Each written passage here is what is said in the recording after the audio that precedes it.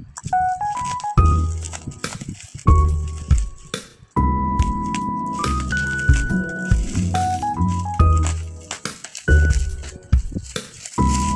day in my life as a content creator, mom, working mom, at syempre affiliate ng mga iba't ibang product online. Hello everyone, another day, another mini vlog.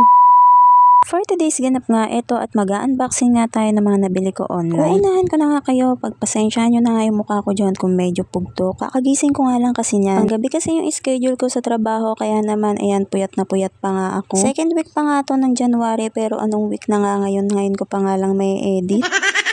Anyways, ito, binuksan ko na nga tong parcel. Bali, umorder nga pala ako sa Black App nitong 7-in-1 picture. Pagpasensyahan nyo na nga kung medyo nabubulol ako dahil mas sanay kasi akong tawagin tong picture kaysa picture.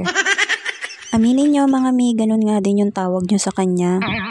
Nahirapan nga ako sa pagbukas nito. In fairness naman kay seller ay talaga namang balot na balot nga to. Nag-message nga din ako dun sa shop na sabi ko nga ibalutin nga ng ayos to dahil nga sa sobrang layo ng babiyahiin baka nga basag na pag dumating dito sa amin. Bali 7-in-1 na nga to at may kasama nga tong 6 na baso. Nung matanggal ko na nga tong mga plastic at tape na nakabalot dito, dinouble check ko nga siya kung may damage or may basag ba siya. In fairness naman dito sa picture, wala siyang sira or damage pero may mga minimal na scratch. Natural lang talaga kapag dinideliver sa atin. 2 liters na nga yung capacity nitong pitcher na mailalagay nyo dito. Tapos, made of clear acrylic material na nga rin pala siya. Pinagtatanggal ko na nga rin yung mga plastic na nakabalot dito sa baso. Bali, inisa-isa ko nga sila kung may sira or damage ba. Wala namang kahit anong damage maliban nga dun sa mga minimal scratch. Nakabili na nga rin ako ng mga gantong baso dati at tumagal nga to sa amin kaya ito umorder na nga rin ulit ako. Hindi nga to madaling mabasag at kaparehas nga nito yung mga baso sa mga fast food. Gusto ko sana yung mga babasagin na baso kaso hindi talaga yung nagtatagal sa amin dahil nga yung mga kasama ko dito sa bahay palagi na lang nakakabasag. Yung tipong gusto mong makaipon ng mga gamit pero sila yun bawas ng bawas.